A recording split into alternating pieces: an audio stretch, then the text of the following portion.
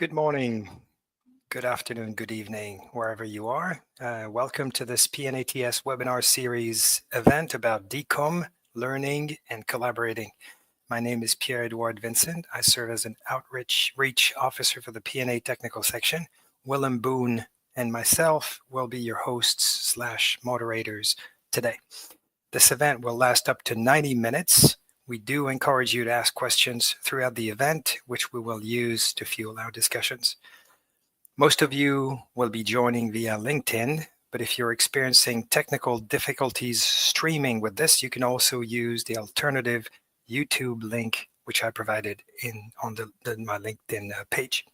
So before we start, I would like to show a few slides and invite you to join SPE and access the many benefits of being a member, including the energy stream and a lot of content that you'll find there. There'll be a short video about this at the end of the event, and we're also inviting you to consider joining our P&A technical section available through SPE Connect. I would also like to use the occasion to mention a good upcoming event in KL in a few days with a symposium on decommissioning and abandonment on a theme very much in line with our event today, which is collaborative decommissioning, driving innovative, cost-efficient, sustainable, and responsive strategies.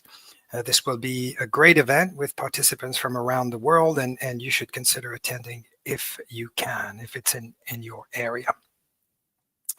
It's now my pleasure to introduce our various speakers for today's event, an impressive panel, and I'll do the intro for all of you guys.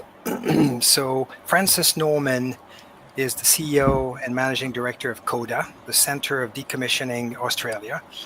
He took on this role in 2020 and since then has seen CODA established as a fully independent peak body for decommissioning in Australia. Francis began his career with a 30-year period in a global engineering services company and has spent the following 10 years in industry advocacy roles. He holds an MSc in project management and a PhD in management. Next up will be Allan Fogwill.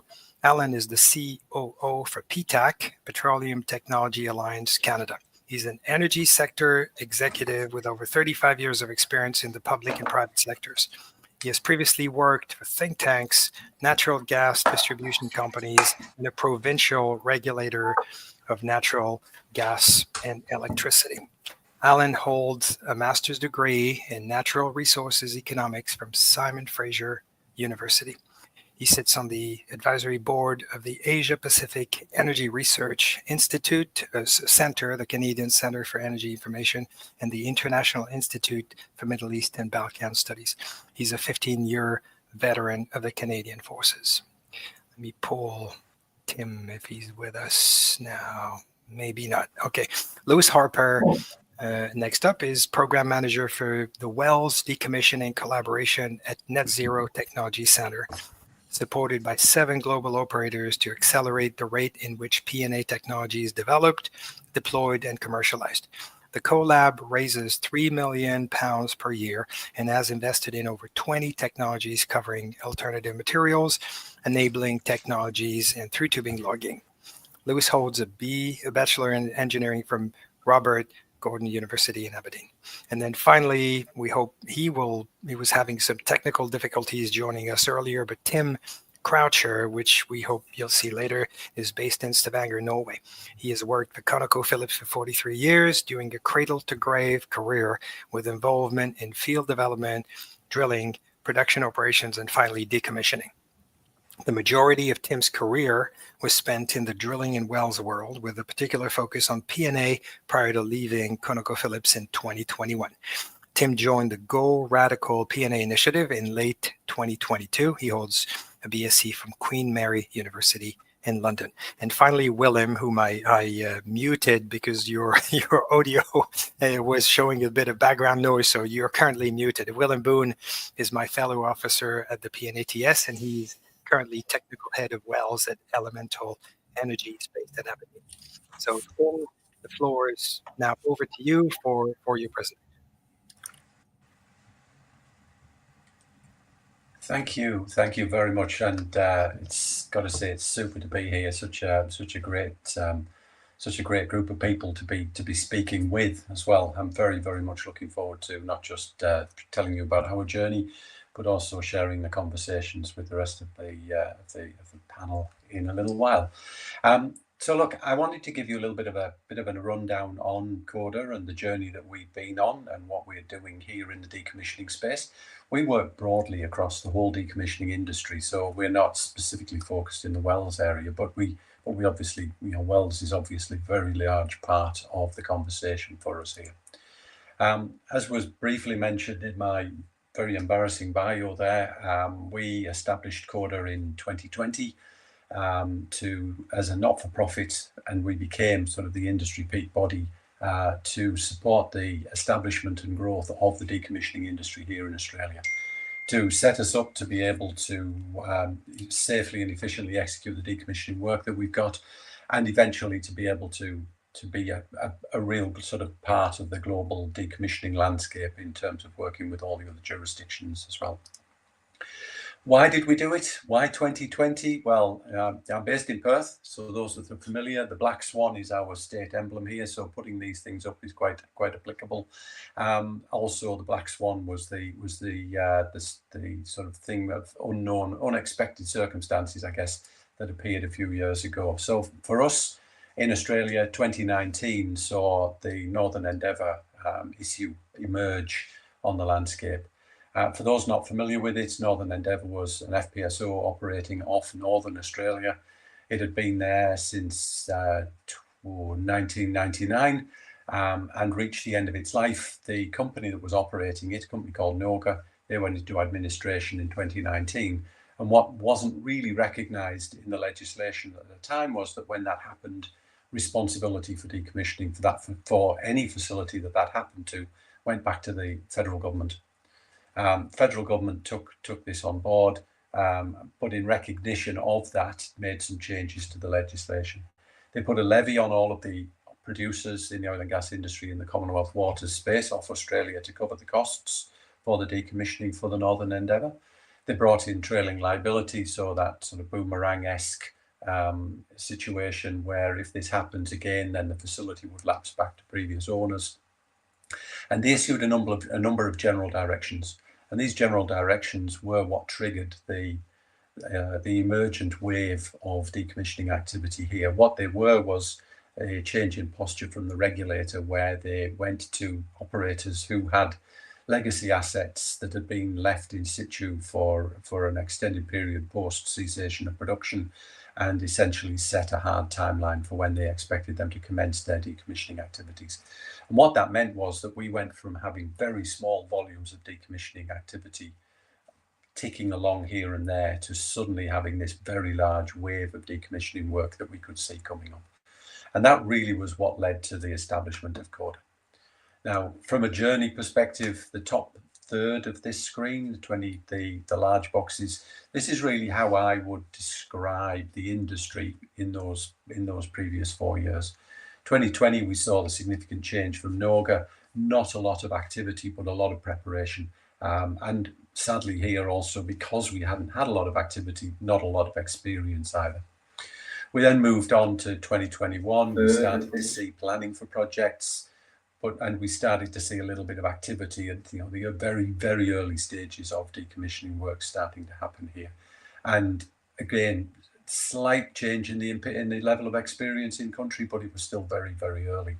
22, we started to see quite a significant change. There was tendering work underway for some of those first projects that were impacted by the general directions. And we started to see mobilisation to Australia of larger numbers of the service sector companies who had technologies and saw what was starting to happen here and wanted to be a part of it. 23, we started to have projects awarded. Some projects started to be executed as well. There was a relatively large, a large plug and abandonment campaign underway between 22 and 23 that started in the Bass Strait. I'll talk about that in a few minutes. And we started to see a lot more confidence in the service sector, really in the light of the opportunities that came with all this work starting to be awarded. Here we are now, 2024. We're seeing projects underway, several projects underway, announcements happening, more work being announced as we go forward, and a relatively robust pipeline of projects for the next couple of years as well. The series of chevrons along the middle of this really is the journey that we went along for CODA. We established in 2020, and that was very much the getting started. The first piece of work we did was what we referred to as a liability study. And for that, we went and looked at the entire forecast of decommissioning works to get a sense of the size and shape of the work that was coming up. At that time, so this was 2020, we recognised around about $40 billion total spend for full removal for everything in Australian waters. Around about 50% of that is expected to be at least commenced during this decade that we're in now. So very significant spend, very significant volume of activity. 21, we became independent. We did a few more reports. I'll talk to them in a little minute. 22, we opened our partner portal. We started having conferences here in Perth to really bring the community together. The first conference we had 70. The second conference we had 270. The last conference we had 300 people here. So it really reflects that growth in the industry. So it's been quite the journey to get to where we are now, but we are still very early in our journey in the decommissioning space. Along with all of this, we also have an initiative called the National Decommissioning Research Initiative. This is essentially, it operates very similar to a joint industry project.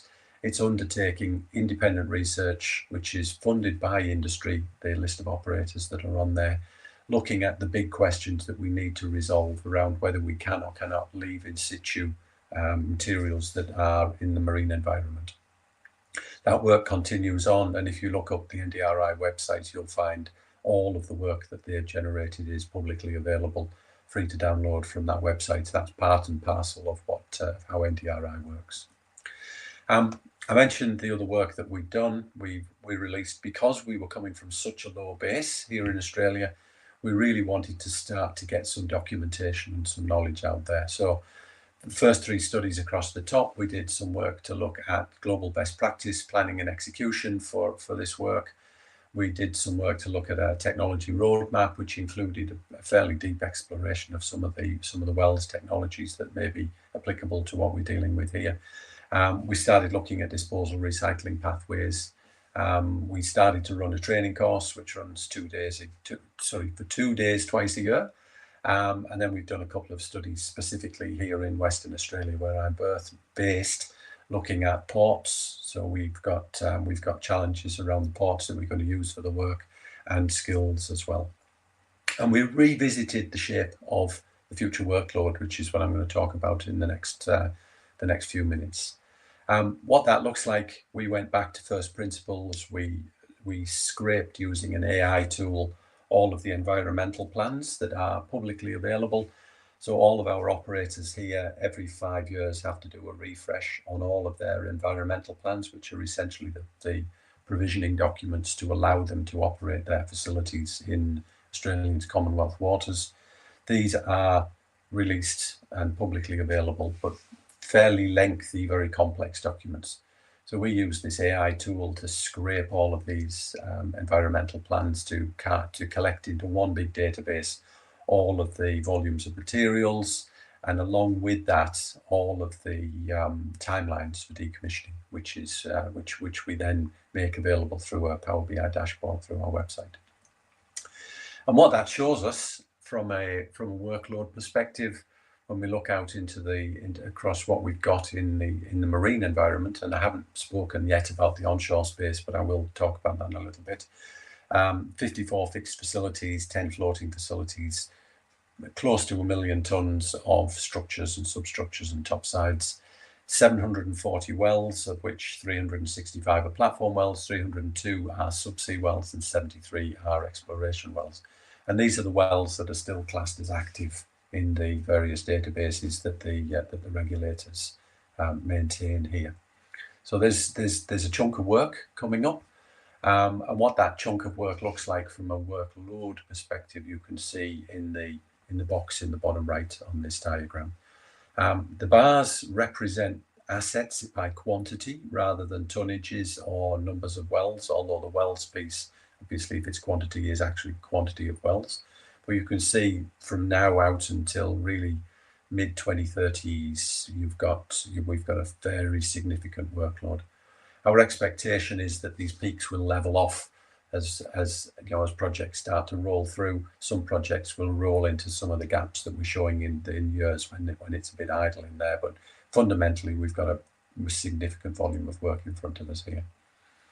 When you bring that down to the next 10 years, from a wells perspective there, we've got 357 wells that we're anticipating to be plugged and abandoned in the 10 years from now. So from now out until 2034, with probably about half of those wells in the first half of that 10-year period. So large volume of work, along with all of the other decom activity that we've got coming up as well. And then if you look specifically at the timeline for the wells, this is right out until 2060. You can see in here a sense of the timeline for when these wells are going to be done. The three different bars on there represent the three different types of wells. Unfortunately, when I look at this, I have a little dark box over what the key is for that. But hopefully, looking at this through a normal screen, you can see what those bars represent. Location-wise, this is one of the challenges that we have in Australia. We're a continent. We're a continent the size of Canada. We have our offshore facilities located more or less in three major locations. Down in the bottom right there, you've got Bass Strait and Gippsland between Victoria and Tasmania. That's around about, that accounts for about half of the well count. Then the top left-hand side there, the lower top left is the sort of Karratha area, where we've got a lot of the major assets operating. And then the top, sort of the highest one in there, this is Browse Basin, where we've got a lot of wells as well. These distances between these are enormous. These are 3,000, 4,000, 5,000 kilometers between each of these major clusters of dots on here. So it's not like you can bring a rig in and sort of move quickly between different basins to undertake campaigns here. And on top of that, of course, we are a very long way away from most of the rest of the markets, with the exception, obviously, of being our northern neighbours, Indonesia, Thailand, Philippines, Malaysia, and so forth. The very countries that the conference that Pierre spoke about earlier is being held in.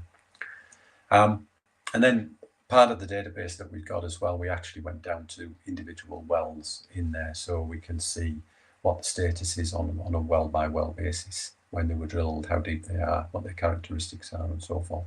So there's a lot of data in that data set for us. So when I reflect on where Australia is in its decommissioning journey, we're 4 years in to probably a 20-year serious volume of work, relatively low levels of experience, and really still learning what our turnout costs are for our projects.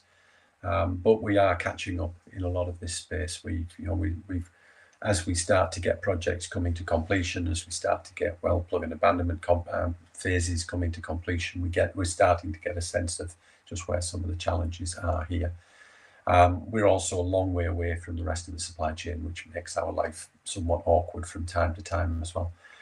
Because decommissioning here is still fairly new, and because it wasn't really considered in depth and in detail when the regulations were framed, there's still a bit of regulatory uncertainty here. It's less so around the well space. It's very much properly plugged and abandoned. But when we look into some of the other areas in the decommissioning space, there is still quite a bit of uncertainty in there. In the onshore space, where we have Western Australia's got about 1,000 wells onshore. South Australia's got a couple of thousand wells. Northern Territory's got a few hundred. Victoria's got some wells. Queensland's got a lot of wells, conventional and unconventional. We probably 18,000 or so wells across onshore in Australia.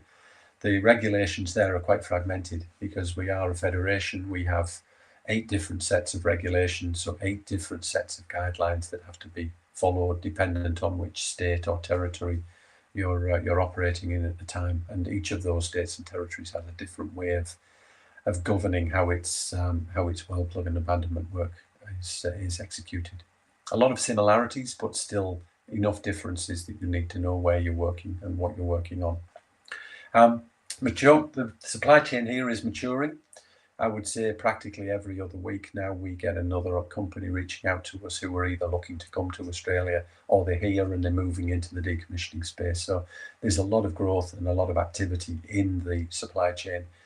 Community acceptance is still a big question mark for us.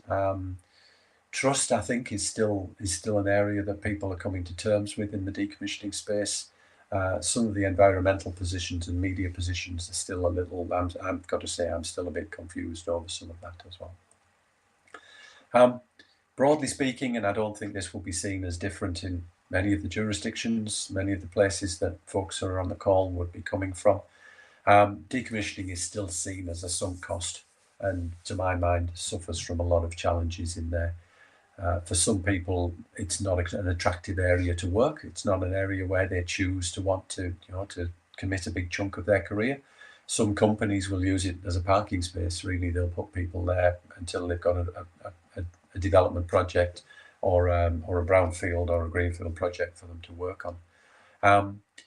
And because of a lot of its profile, it tends not to be particularly well estimated. So the funding for projects tends to be undercooked. Schedule tends to often to be overly optimistic, and that can result in a lot of unintended consequences as well further down the track as people try and do more with less, which is just impossible in a lot of these situations. And then in Australia, we used to have a few universities that were really good, really solid research and teaching universities in the oil and gas industry, geoscience, and so forth, petroleum engineering. Most of those courses have gone away. We're finding it increasingly challenging now to find universities that we can reach out to for research pieces, and to find students and graduates and what have you that want to come and join the industry. So it's becoming an increasingly challenging space for us as well. Like a lot of jurisdictions, we are now starting to see and hear a lot more about CCS and CCUS. Western Australia last week was the first state or territory in Australia to release a CCUS action plan, which is really setting out a plan for where they see the state going as far as CCUS to move us along that energy transition. Geography is still a pain in that regard, because the fields that we would typically look to use are thousands of kilometres away from where the people live. Consequently, the fields are really attractive for the operators to use as potential sequestration places, but may be really hard to access for some of the other industries to put their material into.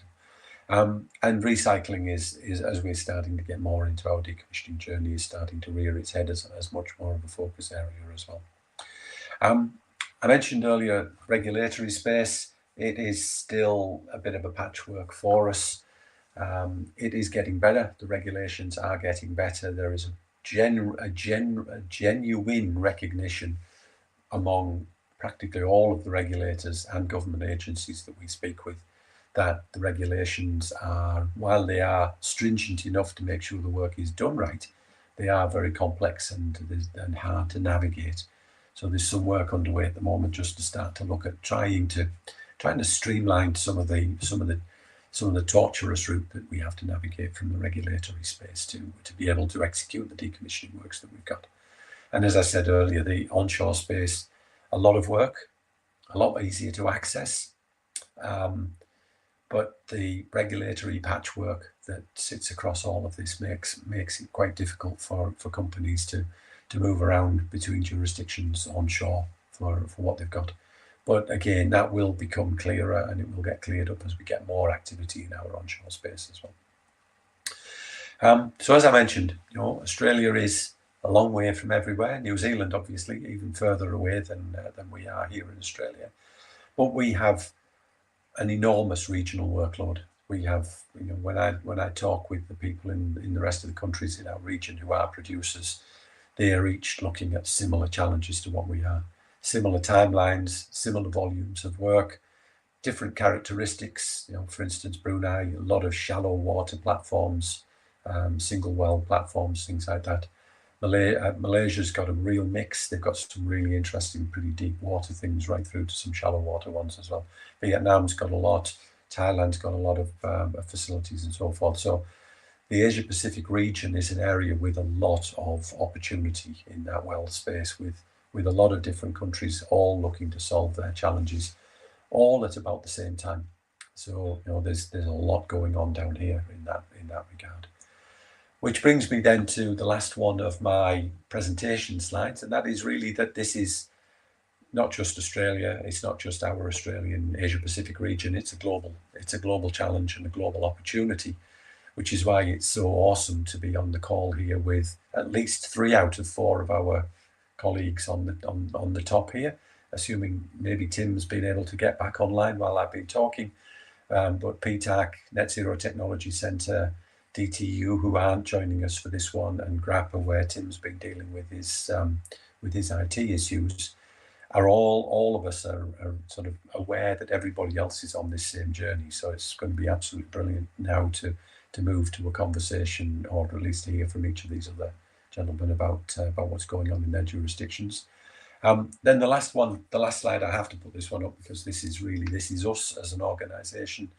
We're 130 different partner organisations now within our network. We've got operators, we've got technology companies, we've got a collective down at the bottom left there of our strategic partners, and then in the bottom right we've got a couple of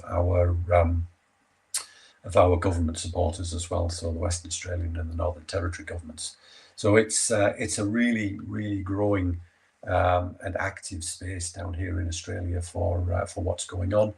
And just seeing the Bison logo text run along the bottom top right hand corner of our partner network, of course, is the lovely people from Bison as well, who are super partners with us and recently opened their facility here in metropolitan Perth to service the Australian and Asia Pacific market.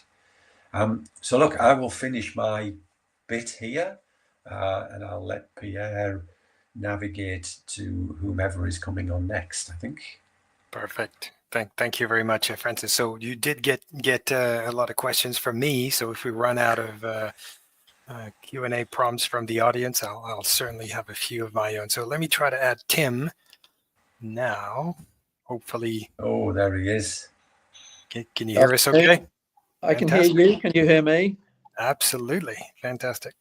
We've solved this technology hitch by downsizing. I'm actually doing this on my telephone, so hopefully the battery will last.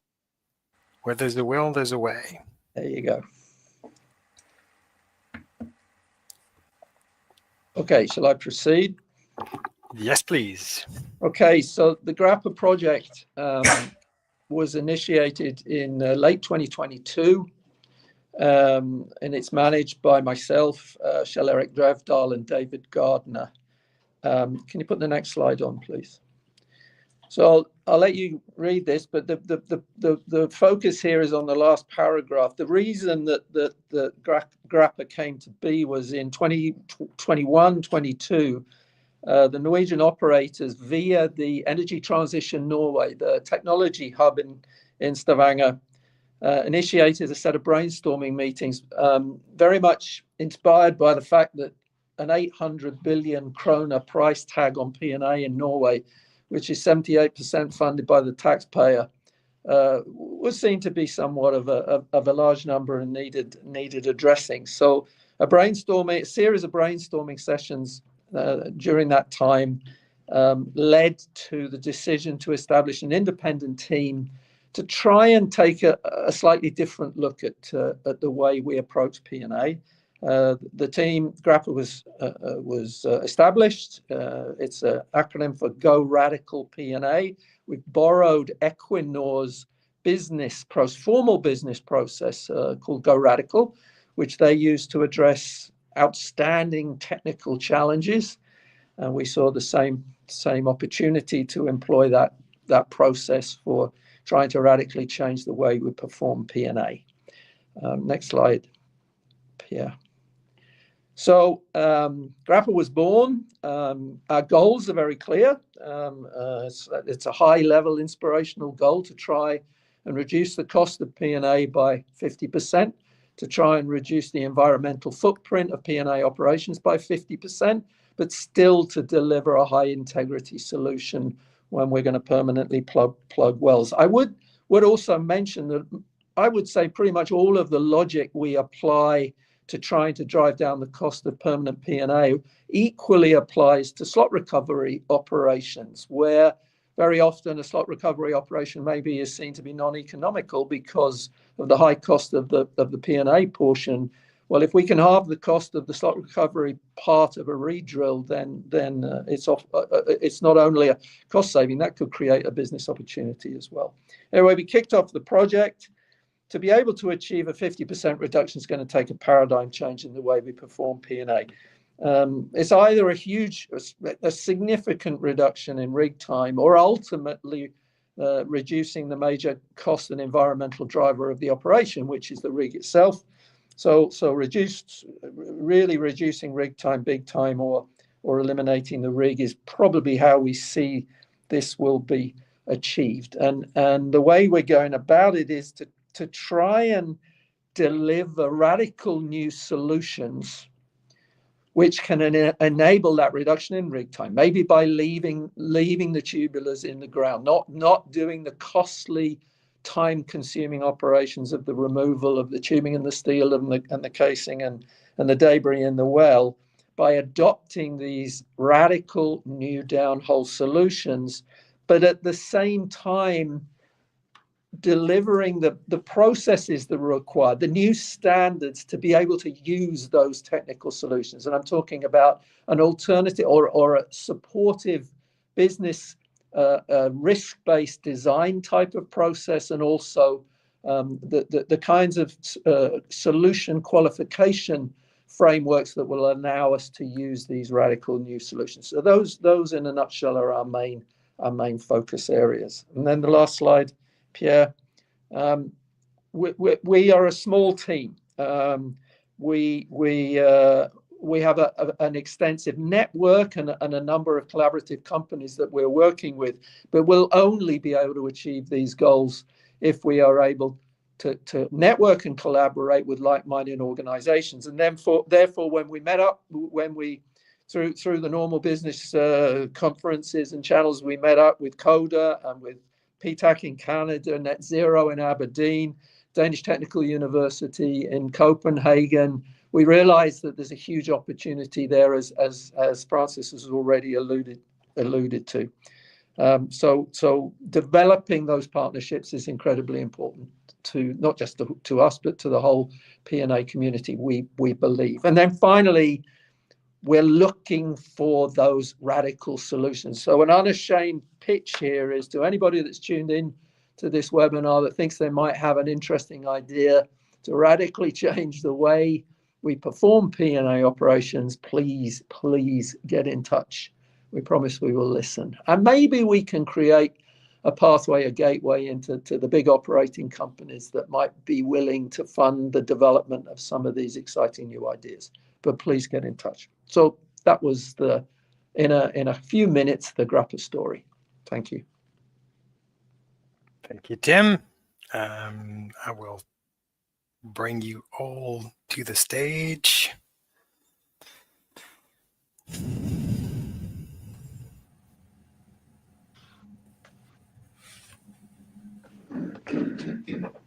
And Francis, that's it. We're all on stage. So I could get started with a few questions, but would any of you have immediate questions for either, or comments from your own perspective for Tim or Francis? Allan, go ahead.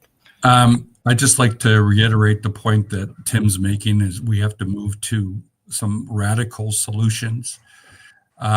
Just looking at the current state of our technologies today, cement is not the answer, or cement alone is not the answer, and therefore we need other barrier materials to develop. So Just reiterating the point from Tim and Francis that this is a global challenge, and I'm very thankful to be amongst this group of folks that are understand that and are working towards that. So we have many challenges here in Canada.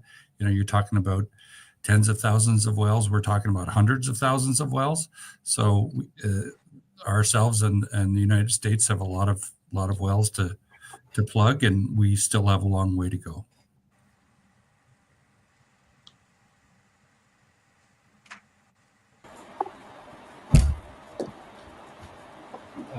I would like to add a comment there too, if you don't mind, Alan and the rest of the team. I went to an OUK meeting yesterday where there was a presentation of a well-known wireline company that now has a commercial investigation tool, but it took 200 runs before they deemed it a commercial available technology. It's going to be interesting to hear all of your views about how we're going to accelerate the adoption of those radical ideas you're looking for, Tim, and how we are not going to take 200 runs before we can deploy these techniques, because Francis, you said we have about 15 years of P&A work ahead of us. It's going to be interesting. Qualification of new technology will need some collaborations at its best. The ideas are important. The approval of those technologies is even more important, and then the widespread adoption is going to be critical to meet those 30-40% cost reduction targets that you mentioned. I can take that one if you like. One of our supporters recently, one of the operating companies here in Norway, recently approached us and challenged us to look into exactly what you're talking about. The qualification and the ability to use some of these solutions is taking too long. And we've been in dialogue with the authorities here in Norway. We've talked to a number of technology providers that are being affected by this, and a number of the operators. And what we believe is the way forward is we have to establish a dialogue, a collaboration between the operating companies, such that we can deliver some kind of an industry standard framework that a qualification framework that suits these kinds of more radical solutions. We know that maybe Lewis wants to comment on this. We know there is ongoing work in the UK to deliver this, and we're hoping through this great collaboration we have to be able to work together with Lewis and his team to be able to piggyback off of that. But unless we can get the industry to work together and to run some of these, when you have different companies delivering similar projects, we need to be qualifying them jointly together, running parallel qualification projects, such that when we take these solutions to the authorities, that they get a common approach to the way these solutions are qualified. I don't know if you want to build on that, Lewis. Yeah, so it's great to hear this, and it sort of validates the work that we've spent so much time on over the last year and 2 years with the collaboration. So we saw this problem as well. It's not anything new. It's not anything unique. We all recognize that issue, and so what we tried to look at is companies as a technology company are qualifying to DNV or Bureau Veritas or Lloyd's, and let's take DNV for example. You qualify to A203, and it's very extensive. You might have to outsource it. It's very costly, and then depending on where you're operating, you have to then abide by the HSE regulations or OPRED in our case in the UK, as well as gaining consent or awareness of the notification from the NZTC. Various regulations are involved in that, and various DCRs and things like that. Let's say we run that tool successfully in the UK, and then I have to go across to Brazil or Norway or Australia. I have to then completely abide to all these standards and regulations that's particular to that country. So what we've done is we've developed a framework which takes DNV A203, but it pulls in all the relevant standards and guidelines around the world, the ones that we feel are what countries follow or abide by, so that if you complete the framework, if you complete the maturity assessment, the technology maturity assessment, the requirements pro forma, which is your spec sheet, where can you be run? And that's where the work that Francis has done is so critical, because from that we can take a holistic view and say, right, how many wells do we have that have tubing? How many have bad cement? How many have 9 5/8 casing? And where does my technology fit into that? So it's really essential work there. But you take that requirements pro forma, and then you take your FMICA, the failure. And what the FMICA does is it tells you if it's going to fail, where is it going to fail, and what can we do during the qualification of this technology to prevent that failure or try and reduce that risk. The biggest lessons we've learned through the collaboration is we kind of accept that a 1 in 20 success rate for installation, not for long-time integrity, for installation is a very good success rate in comparison to current industry standards. If you use a generic 70% reliability, which is a generic approach for reliability and confidence levels, you need to run technology 23 times to then claim a TRL 8. Commercialize that technology. So this narrative around 200 runs, it is the hoops that each operator maybe makes companies jump through, which is completely not necessary because it's indefensible. We can defend it through basic statistics. It's a basic binomial distribution that allows you to calculate that number. As for long-term monitoring, when you look at how many wells do we need to monitor long-term, let's say it's 3,000 years is the term we need to meet to. The number of wells we need to monitor, if we use that statistics, is something like 4,096 wells if we want a 1 in 100 success rate for long-term monitoring. Again, simple statistics prove it's just not feasible. So it's great that we're all singing this sort of same song about this global standard and framework. And then, of course, anyone on the call can help with that standard, and I'm more than happy to discuss it further if anyone wants to reach out.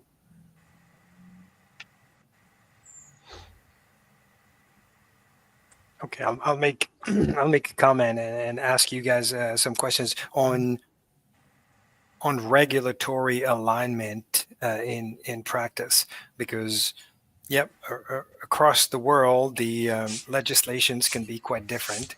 We have with you on the call today speakers who are focused on delivering a practical solution that probably facing or have with a good degree of understanding on the regulatory patchwork that we have to work on. So if we were to work on practical solutions, implementation, etc., we'd still be faced with, as you've mentioned, Lewis, the issue of who's competent to say, yep, a solution has been validated.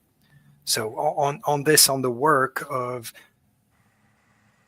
potential North Sea Operator Forum or the IRF, do you see that kind of do you know if the discussions are taking place? Do you see this being action at the same time as the industry is trying to come up with practical, efficient solutions? Yeah, we're already seeing it through, our own regulator now asking operators to get new technology peer reviewed. And it's a leading question because it's pushing them down this framework to enable that peer review. It's 7 operators that have built this framework. So that enables the peer review of the technology and prove, it's almost allowing our regulators to stop having to challenge and push technologies to jump through the hoops. And it's evidence-based, it's risk-based. It's have you done this at TRL 4 and not just jump to TRL 8? And we're seeing that now. There's a big change coming with people using evidence-based frameworks to prove that their technology is ready to run and competent and confident that it will run how it should be.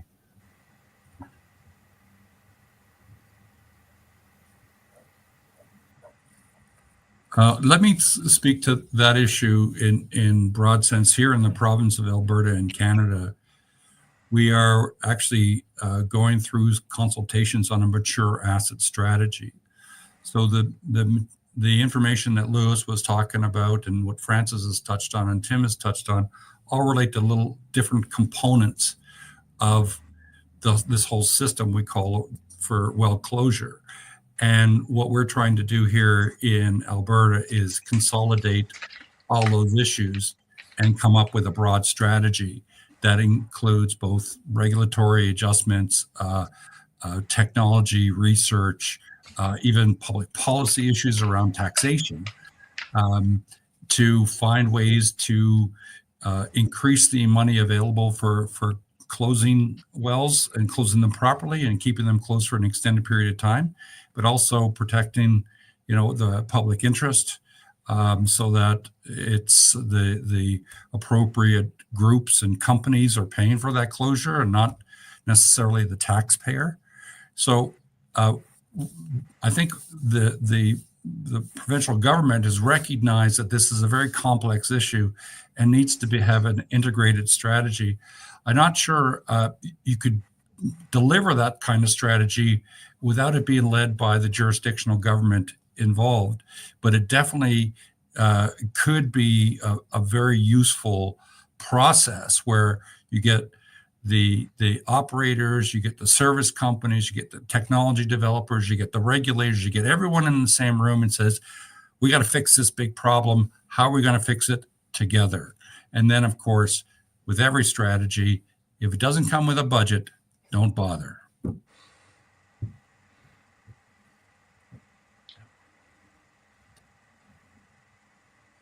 Can I address it from a slightly different angle? There's very often dialogue around the varying differences between the regulations in different countries, different regions, and the standards that sit under those regulations. And I think whether your foundational regulations demand that you plug a well and can demonstrate that the integrity of that P&A operation is good for 3,000 years, or whether it's good for 5,000 years, or whether it's good for eternity, and whether your standard says you must achieve at least a 20-meter cement plug or a 40-meter cement plug or 250-meter cement plugs, that's not what's important. We're all trying to achieve the same thing, and that is that we plug these wells with a absolutely reasonable chance that well will have the integrity to prevent leakage for a long time. If we all have different basic regulations and we all have different basic standards, that's what we don't have in common. What we do have in common is the end goal of trying to do the job properly, and therefore a common risk-based approach would make more sense. I think I'm just building on what Lewis, I think I'm building on what you already said, but that's in a more simplistic way, that's the way I look at it.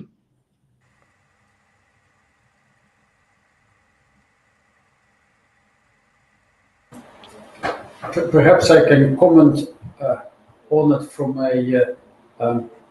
trying to close the gap between technology development, regulatory approvals, and the widespread adoption. In addition to the common qualification process that you've developed with the NZTC, Lewis, the connection to the field trials is equally important. That in the past we've seen 12 field trials done in isolation with not so well controlled downhole conditions, which is making that process to say, well, how do I demonstrate to a regulator or a future client that those field trials are actually connected, and therefore the confidence levels go up for those field trials. So there's quite a few of these smaller elements that all need to be pulled together, so that when you are dealing with a technology provider, when you're dealing with ultimately the regulatory compliance, that you can build a robust case to say we have now a common process for the qualification process to the DNV standard up to a level 7.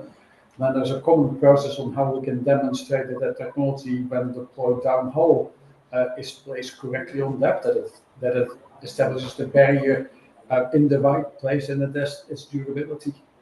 And so it's key that we are combining all of those things that are important from the technology provision, the field trial elements that are ultimately required, and then how do you convince the license regulators that everything is okay. And on top of that, we still have the issue where we say, yes, I know you've tried it in Alberta, but we should really try it in the North Sea first, before only then will be qualified in the North Sea. Unfortunately, I don't think a plug from company Y, whether it's run in a 7-inch casing in Alberta, it doesn't know that it is in Alberta. It just knows it's in a 7-inch casing. And we need to sort of, it's a common thing, but it's you can't deny that it is happening, unfortunately. Yeah. And so there's a little bit of a nuance about how we change our behaviors as well. Now, more collaboration, get some consistency, that we get equipment to a level 9, and then we still have a little bit way to go. And if we can get widespread application of a tool after 50 runs, I would be delighted, because I don't think we're there just yet.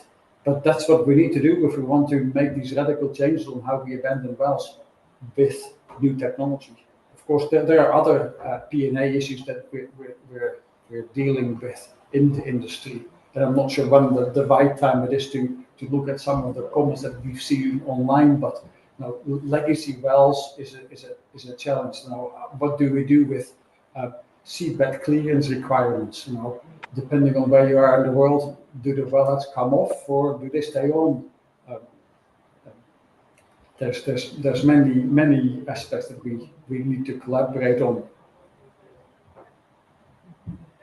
I think one of the nice things about this group is that there's always a surprise in the challenges that we face in the way we integrate.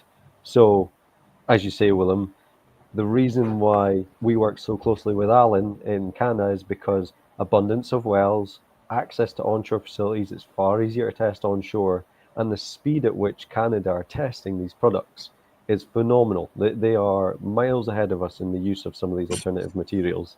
So the speed at which they're doing it is phenomenal. And because we can then collaborate and discuss, we can take the learnings and use it in the North Sea. Similarly, though, you've got the likes of Francis, who's using a product that's from 15 miles south of Aberdeen to plug Barrow Island, because there's contaminant problems, there's issues about pool and tubing, and it's a marine protected environment. You might not necessarily have that solution, because if those conversations don't happen, then there's not an awareness of it. So the uniqueness of our challenges actually brings us strength. It doesn't always fragment us as such, and it can really provide us a lot of tangible benefits and lessons learned as a group. It's just difficult sometimes because, obviously, as you know, getting equipment from the North Sea or Europe to Australia or to Canada to do onshore trials for the purpose of then qualifying it to run it offshore in Europe again can seem a little bit not pragmatic, but it's the way we have to go. We have to take steps with these products. They are radical, as Tim says, in the end, and we have to step stone through it. We can't jump to TRL 8 with these. So, really appreciate those comments, Lewis, but I just want to give us all a bit of pause, right? Because I know we say we found this issue, we need to deal with this issue, but this challenge has been developed over 100 years, so we're not going to solve it in 5, we're not going to solve it in 10. We just need to relax and just work hard and keep going in the right direction. We'll get there, but we're not going to get there soon. Everyone's got to understand that we're not getting there soon, and we're not getting there cheap. Right, so just buckle up and enjoy the ride. And on the access, which Lewis has mentioned, to wells in a cheaper environment to replicate and multiply the trials. How is that possible in Canada, Allan? What do you have to do to make those trials possible, so people are, it's a cheap environment, but you have to be prepared to fail. Yeah, so you need a budget to do that. Yeah. Yeah, well, and we'll have our draft report out, or our final report out in the next couple of months on the the 14 trials that we've done with a lot of support and guidance and help from Lewis and NZTC, as well as our federal government, as well as our provincial government, as well as the industry. But what has really helped us is the regulators' openness to the research. So every time we've gone in for a field trial, we've had to prepare some material for the regulator on what the barrier material is, what we're going to be doing with it, how we're going to be following up. And because they also see this as a concern, they're also interested in moving forward. So they give, these one-off field licenses for the field tests. And it takes us probably no more than a couple of weeks to get, once we get all the paperwork put together, for them to say yes or no. And they actually haven't rejected any wells to date.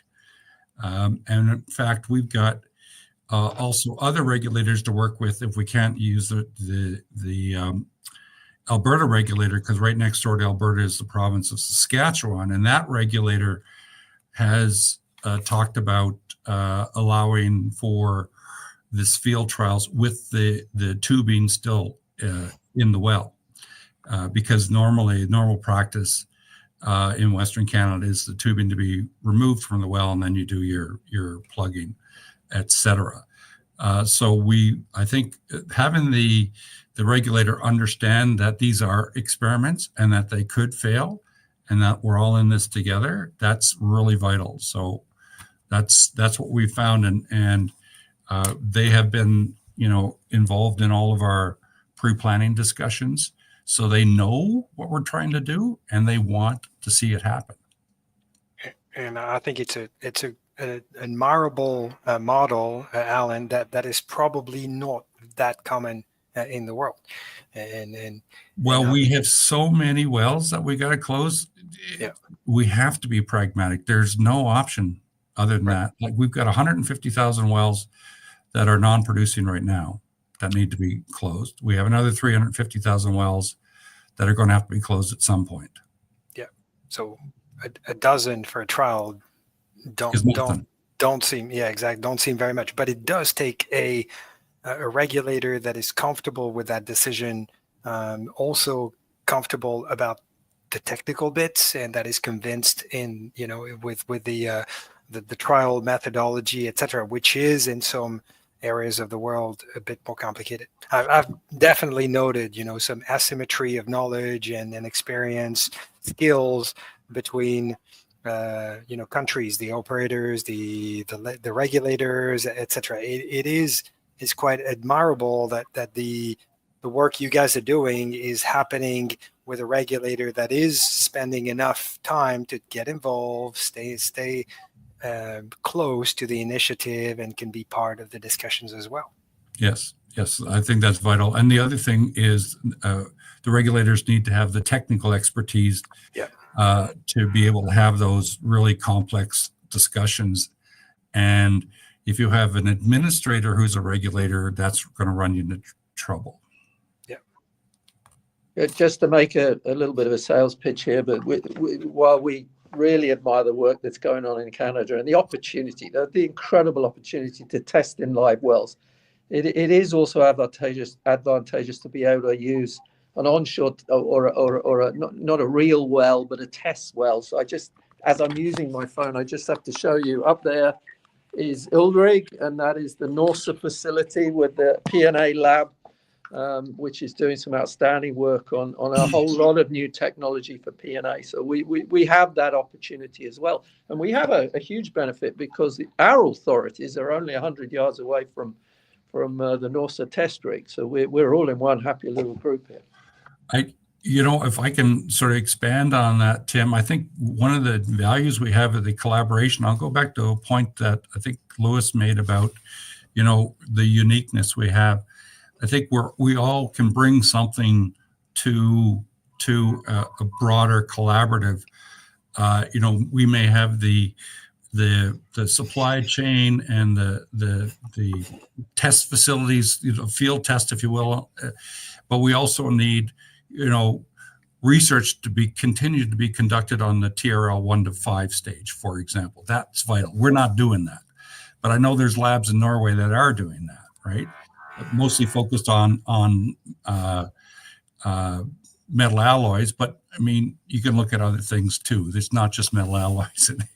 No, and also in Denmark, there's a lot of great research work going on in Denmark. Yeah. So what I guess my point is, we all bring a part of this broader value chain of research and technology deployment, and that's the strength where we can say, well, we're good at this, but not good at that. So who's going to do that? Well, Lewis is going to do that, or Willem is going to do that, or Tim, or Francis, and then we bring it all together and says, well, who's good at this next step? Like, for example, we need better training for operators, because one of the things we're finding with our field trials is a significant factor in terms of success is the expertise of the supervisor. That's not the way we should be depending on our long-term decommissioning pathway, is hoping that the supervisor is well trained, right? So that has nothing to do with the technology, right? That's all about human resources. And then I think it was Francis had also mentioned we're not getting enough petroleum engineers. So there's a huge, so where are the people from the universities that should be part of this collaborative that are feeding in the new people? Because as I said before, this is a long journey and we're not going to be there at the end. So who's going to be there at the end? Well, maybe Lewis will be, but not the rest of us, right? So maybe Lewis will be the old man on the screen with young folks, but where are those young folks? So when we're talking about the supply chain, this supply chain is not just about technologies. It's not just about ideas. It's not just about regulation. It's not just about standards. And it's not just about people. It's about all of it together. And if we don't do it together, it's just going to take longer. If you think about the international collaboration on the human genome, it was a hugely successful program because everyone shared all the information and they left their biases at the door. Isn't it funny? It all comes down to people. And so what they did in the matter of 10 or 15 years, the researchers by themselves were saying, well, we could never have done this in 50 or 60 years, right? So that's the model I'm thinking of. Everyone working together, everyone pooling their information, everyone sharing their trials and tribulations, everyone supporting each other. And we'll get to the end because we all have the same goal. It's that tangent as well into Allan where and I don't have enough knowledge to talk about this to the full extent, but we met with a company in Columbia University that's a biosurfactant. It cleans up contaminants, basically a mess.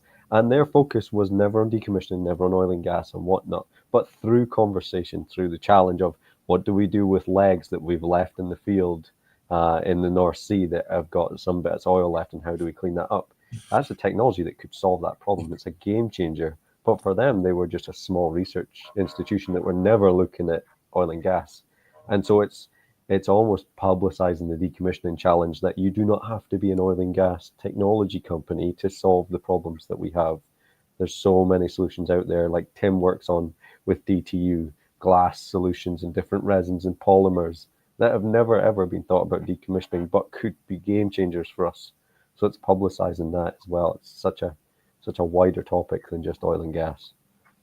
Just Lewis, to put a word in for DTU, for the DOTC, which ran this program of radical innovation sprints, where they exactly as you described, where what fell out of those 3-month de-risking research projects was things that were never intended for a service such as P&A suddenly had potential value, and we need more of that. If we're going to find the truly radical solutions, we need to support more of that type of work. So we need to try and support the DOTC effort more. Well, you don't know what you don't know. Indeed. And then one other thing to add, which sort of resonates perhaps with Alan and Nigel, that have been talking about doing some prep work for understanding well integrity before you P&A the wells. That same mechanism applies to field trials too. We have a habit to shut down new technology development after one failure. And how do we make sure that we accept failures during our field trials? And one of the things that Lewis, together with Innotech Alberta and PTAC, try to introduce is some commonality in the wells where the equipment is being tested. And by doing so, you control the downhole environment to the best of your knowledge, which then improves the likely success of your field trials. Because trialing the technology in the most difficult well is guaranteed to fail. And therefore, to have a small step change into technology development, you need to make sure that after you've done your de-risking at a facility like Norse in Stavanger, you take the field trials also to a controlled environment, or to a level of control that you want to achieve. So make sure that the hole angles are not so complicated. Make sure that the endless pressure in the wells is in a particular environment, so that your field trial equipment is being tested under similar conditions, so the learning can be maximized. So you're not scared by one or two failures that are likely to happen. If we're accepting a 1 in 20 failure of technology, that means that during a field trial you're going to have a failure potentially every fourth well. And it's important that at that point you continue to learn. You don't disregard the technology because it may not have been applied correctly, which is a regular reason why learning takes place. How do you apply something new appropriately so it becomes effective? And I liked your comment, Alan, about the sensitivity to the supervisor or the human factor, because absolutely echoing what Willem said, and I'm preaching to the choir here, but of course it's okay to fail, but it's not okay not to learn. At least we need to learn something so we can build confidence, and then we either pull the plug or we continue and we soldier on and we'll get to the good result. But yeah, I think for the trials, the skills and the understanding of the people actually performing is absolutely critical. Yeah, That's where the financial collaboration comes in. Definitely. Yeah. We spoke to one operator a couple of weeks back, and they had said after the one failure, the likelihood of them convincing senior management to have another go was almost none, because of that's the sort of behaviors. But if you're part of a collaboration and there's a failure, it's a risk divided by the operators in the collaboration. Right. And it's far more likely to run again. It's R&D at the end of the day, it's not it's not total commercialization. So that collaborative effort on decommissioning makes a massive difference on the likelihood of running this repetitively. A good example, I think, of that is at the P&A forum here in Stavanger a few weeks ago. Equinor presented some work they had been doing where they are on live wells during live well operations. They actually shut the operation down effectively to perform practical tests of short barriers, short annular barriers. They perforate, set packers and perforate the casing to be able to test 2, 3, 4, I'm not sure the numbers, but up to 5 meters of either cement or swollen shales in the annuli, and they are doing this. Obviously it's adding no value to the well operation itself, but they understand the potential value of doing this, and they have done this repeatedly. And in many cases, those tests fail, but then they continue. They try again, and they have a number of cases where those tests have succeeded. They seem to have had good, strong pressure tests of short interval annular barriers, and again, I commend them for that work. It's incredibly expensive, takes a lot of confidence and belief in the potential of one day reducing our P&A barriers in terms of the size. But I think they deserve credit for that work. Yeah, they do. They probably have the incentive to get to good results already identified as a business driver for themselves. So they have the critical mass to go and try it on their own, which is benefiting everyone, but it's going faster than having to coordinate with others, but it's an uncoordinated effort to a degree. So I hope they share the results with everyone, because not every operator will want to do that, especially not the failures. And they do that. The gentleman that presented that at the PAF forum gave detailed description of all of the different tests that they had performed. So they're very open with it. It's extremely valuable. Actually, the folks I'd like to be more open about their test results are the vendors, the product vendors, because oftentimes they're not very encouraging when we're wanting to third-party validate their products. And so that's been actually more of a challenge in terms of the project that we've done than working with the operators. It's making sure that the vendors are on side.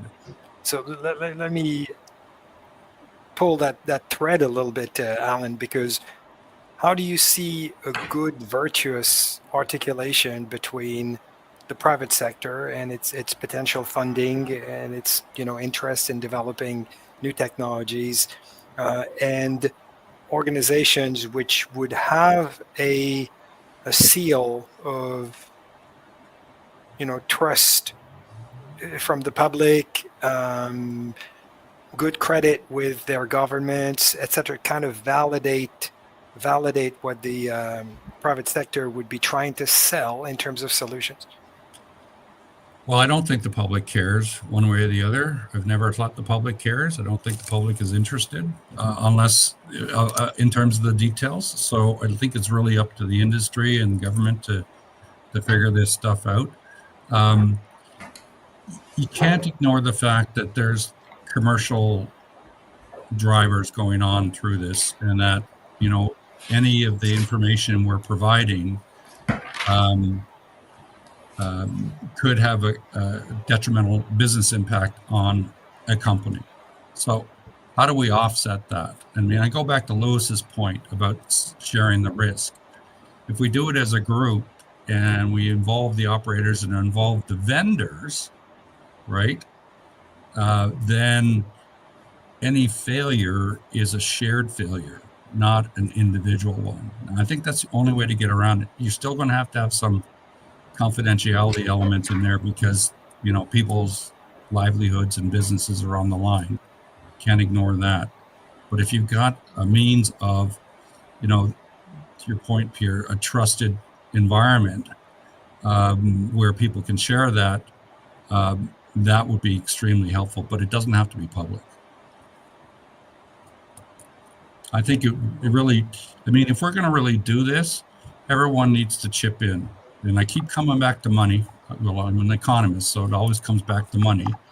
And if you're interested in something and don't want to chip in, then you're not really interested in something. You're just making noise. So either commit or go away, right? Just don't waste my time saying you're interested, but I'm not willing to put any money into it. Then you're not. I think on the validation piece for technology, that's where it comes back to evidence-based approaches for technology via the risk-based framework. So it doesn't matter how many hoops I'm asking you to jump through. If you've got evidence to back up the various maturity and the qualification of the technology, I cannot argue with it. And then it's black and white. Yeah. And a common standard, like you were saying, Lewis, I think that's vital, because what I think Willem was saying, a well doesn't matter if it's in Alberta or the North Sea or right off the Perth shore. Doesn't matter. Now, one of the other things, though, that even I was just learning from today is that there's the well itself, and then there's the structure around the well. There's a lot more variability there, because when you're talking about the reclamation of the site, you have to deal with local conditions. So there's that aspect of it. So when we talk about well, plugging, that's talking about the well itself. But when I think about well abandonment, I'm talking about the whole site, right? So that aspect of it is not necessarily common. It may be common for all the offshore and common for all the onshore. But even at that, for example, onshore, we deal with requirements for soil remediation, vegetation, and ecosystem reestablishments. And those conditions are going to be different in, Canada versus the United States versus Australia versus Norway, kind of thing. So there's an element there that is going to be different. But I want to come back to the point that Lewis made about this biosurfactant at folks at the Columbia University. I mean, you're talking about using it for the legs that are remaining on the site. We could use it for the soils. Right? That just came up and I said, holy crap, I want to talk to these folks about how it would work on soil. Right? So it could be the same tool, but applied in different ways, but providing the same service. So the biosurfactant is cleaning up hydrocarbon spills from what, right? Is it from cement? Well, that cement could be anywhere. Is it from a certain type of soil? Well, that soil could be very common, kind of thing. So these are all those ideas that having this group of people, having this broader trusted group that comes together and brainstorms and then goes away and does the work and comes back again on a regular basis, that would be extremely powerful. One of the areas to that we've got here, Alan, is we've got obviously a lot of mining in Western Australia and across Australia as well, and some of the mine closure challenges they're dealing with tailings dams and contaminated soils and so forth are at least as complex as what you're going to deal with around a well pad. These are incredibly complex issues that they're looking at dealing with there. And there's a pretty healthy dialogue going on here with some of the folks doing some of the research in that space. Interestingly, while we've lost our way from an education and training perspective for people to go into the oil and gas sector, we still have a fairly solid pipeline of people going into the mining industry here. We have a lot more research that goes on around that as well. A lot of what we call CRCs. So these are 8-10 year big research programs looking at some of this mine rehabilitation. But the opportunities to learn are just incredible. The other big one that we've got coming up here it's due to start early part of next year is Barrow Island, which for us is 880 odd wells. Lewis is nodding because some of his technologies found its way down there already for some test work that was done. They got 880 wells in a Class A nature reserve. Oh, jeez. Yeah, good luck. They were drilled in the 70s and 80s. The field is now depleted. They're starting their decommissioning journey. Well, they've been doing the planning for their decommissioning journey for quite a period of time now. They're actually starting the real work in the first quarter of next year. They're going to be on there doing mechanized well plug and abandonment. I mean, that it's onshore, but the opportunities there just to get crews who are really, really skilled up in just going from well to well to well. If we don't get some good data in there in terms of how long it takes to become a fully competent 10,000 hours or whatever you want to call it for executing well plug and abandonment, put aside proving opportunities for technologies and everything else that we've got with it, the learning opportunities we've got on that are just amazing. The regulatory challenges, that's another conversation all over again, because it's Class A nature reserve. It's got its own act in Parliament. It's going to be a journey to get through all that lot, but it's going to go and it'll happen, and we will come away from that with so many learnings. When I used to work at a regulator here in Canada, and one of the most valuable things that I found was we had regular meetings with the regulated entities, and they would just tell us what they were doing, and they kept us in the loop on an informal basis. And that relationship that was developed was able to solve a lot of problems before they became big problems. And people may be concerned about the lack of transparency, but no matter what you do, you're always going to be interacting with other people, and those relationships count. And if you've got a good relationship, the risk of misunderstanding is so much lower, right? And that's really what we're trying to avoid, the risk of misunderstanding in a lot of these areas. Alan, you made a previous comment about the sharing of information between the suppliers. I think it goes broader than that. At the P&A forum conference here a couple of weeks ago, in a wind-up session at the end, a guy called Daniel Tomczak from Aker BP, a P&A engineer, made a very philosophical comment. He said, while everybody seems to have a roadmap for P&A technology, what we don't have is a roadmap for collaboration and data sharing. And he was so right. But I think, as you've already alluded to, I think a collaborative organization as the one we're developing between CODA and PTAC and Net Zero, ourselves, Denmark, I think that's we have an obligation to focus on that. And it's not just the suppliers. I think the sharing of data between the operators, especially around testing work that they are doing, but even well data, because if we're going to build some of the models that we're looking at, the risk-based approach to designing P&A, we need real well data to be able to model the risk of a real well, not just some fictitious generic thing. So I think that's something that we as a group need to focus very heavily on. How can we build the trust necessary to get both the operators and the suppliers to share their data more openly? Well, it's interesting because I think it's could be GTI or API out of the United States. They have a very rigid approach to sharing information. I mean, you can get part of that network, but you can't share it outside that network. And they actually have computer tools that force you to stay within the network. So that can actually help.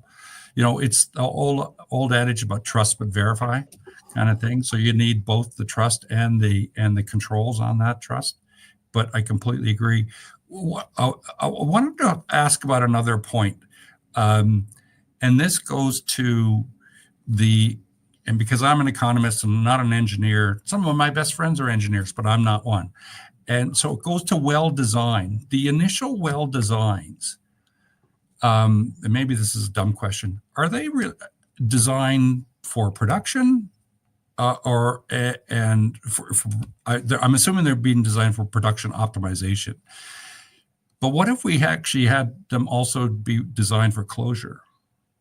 I think there is a move in that direction. From my own experience, I know in the last 10, 15 years, there is more focus driven by the understanding of the cost and complexity of P&A. There is more in some of the operating companies at any rate, there is a move to at least take it into account. Don't take shortcuts in the design and equally the operation, the actual delivery of the well, which you know will have serious consequences when you eventually plug it. I think it's coming. It should be part of that holistic system closure. It has been for decade. It has been for decade, Alan. Okay. But the life cycle of this is horribly long. So by the time you realize that your practices 40 years ago were wrong, you know, you have a legacy of many wells that now may have developed the problem. It's nothing new to the industry. Go ahead, Willem. All right. Yeah, I think all the wells, and this is a bit of a big statement, but many of the wells were originally designed to ensure well integrity. It's just the well construction never goes flawless, and the verification of what you have installed is being reduced over and over again. So many of the challenges that we face now is the verification of the existing well architecture, and the well integrity is unknown. And I think the majority of the work going forward is perhaps less about designing the wells for P&A, but just to make sure that you understand how the well has been constructed and has been recorded carefully, so that future P&A operations have not such a struggle with the execution of the work. Of course, there's also slim hole well design became popular as a cost reduction exercise, and they become more difficult to abandon. And there's technology that you can improve the well construction phase. But there's always an example to be had that. Yes, I know you say that, Willem, but here's an example where that hasn't applied. This is a common statement: is that the difficulty that we have is that you don't always understand how the wells were constructed, and it's that missing data that makes the P&A very, very difficult. So if we start collecting data more robustly, in addition, and I think that's probably the most important thing. And then the second part of that would be, can we construct them better? But we're not even today. We're struggling with the wells that we have missing data for. And a good example is that there was a question by Noor about what do we do with legacy wells? And legacy wells is a good example where what do we do with wells that we actually were they abandoned properly? Weren't they abandoned properly? And how do we as the supply chain, the regulators and operators deal with those legacy wells? Especially when these legacy exploration and appraisal wells are in fields where you are considering repurposing the reservoirs for something else than an oil field. And then those discussions become much more complex. But yeah, Allan, to echoing what Willem said, the design really should be adjusted considering the entire life cycle of the well, including integrity issues, which can happen. So it will include different modes of cementing, tubular, etc., which are recipes that are not necessarily applied from the start.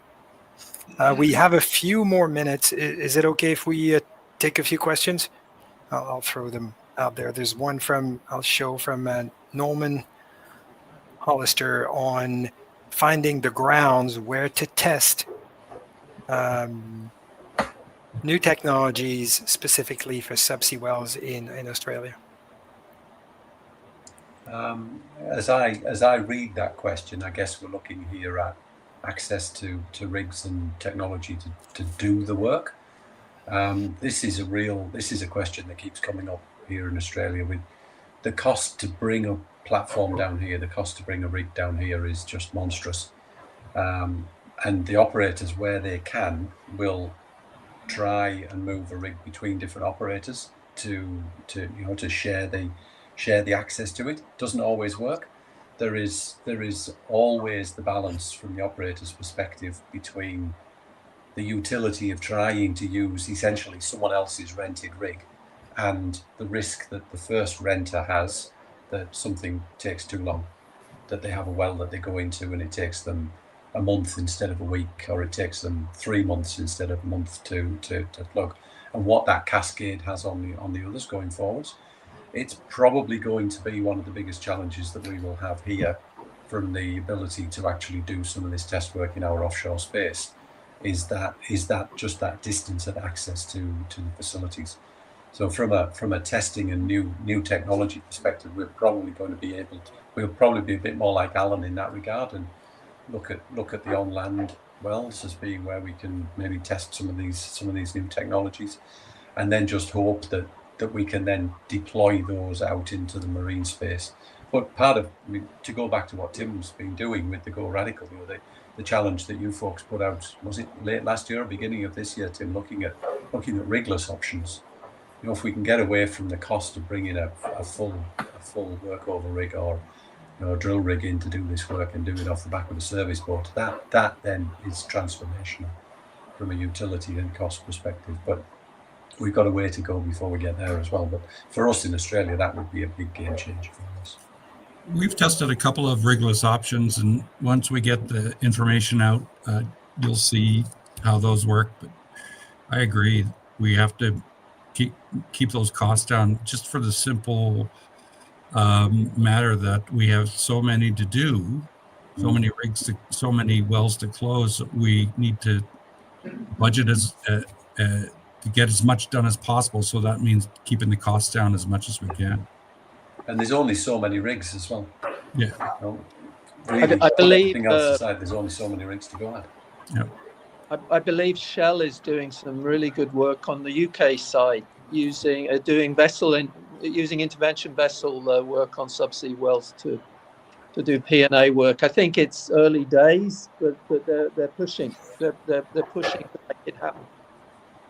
Yeah, it's more common that we use these AB0 activities offline, so that the preparation of the wells before a big footprint, high cost facilities comes over the well, that the P&A risk is minimized, or the P&A has started. Now, plug the wells with a low spread rate number unit, and so when the high expensive jackup or semi-submersible comes along, the high risk of actually being able to remove Christmas trees or other well equipment from the well before the rig arrives is a massive cost saving. It's all about de-risking the P&A activities, the same way that, and sort of the whole de-risking for me is a common thread wherever you go.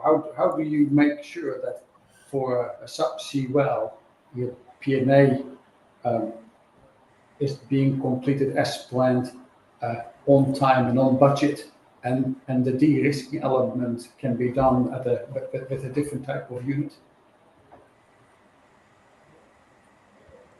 Well, of course, I'm sure on the Northwest Shelf or from Karata, you're still having problems with having those type of vessels available to you. But the principle is nice. If you Absolutely.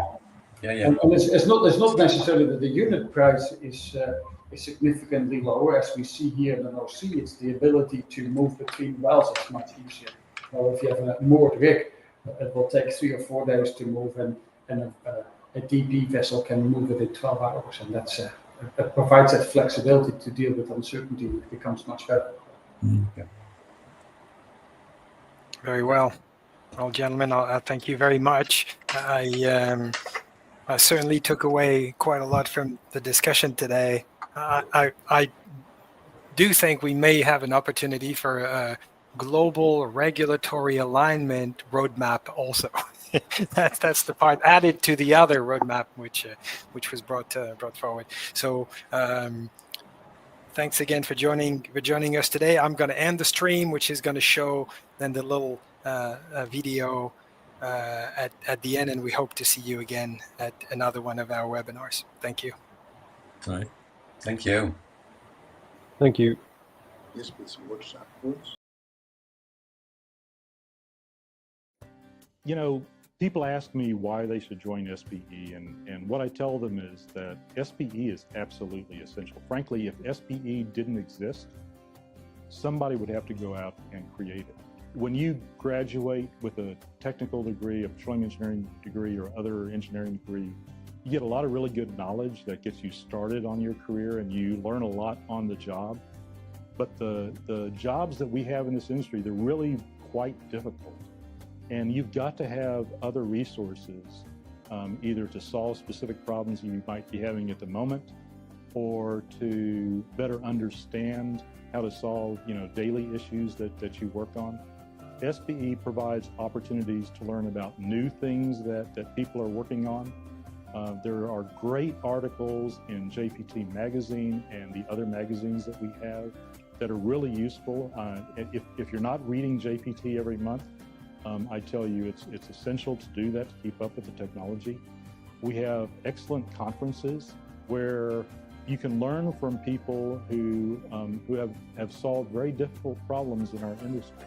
And doing that is just incredibly important and incredibly useful. To me, I don't see how you can be an engineer working in the petroleum industry and not find value in the resources and the opportunities that SPE provides. It's an opportunity to meet people who can help you in the industry, and it's an opportunity to get the knowledge you need to be successful.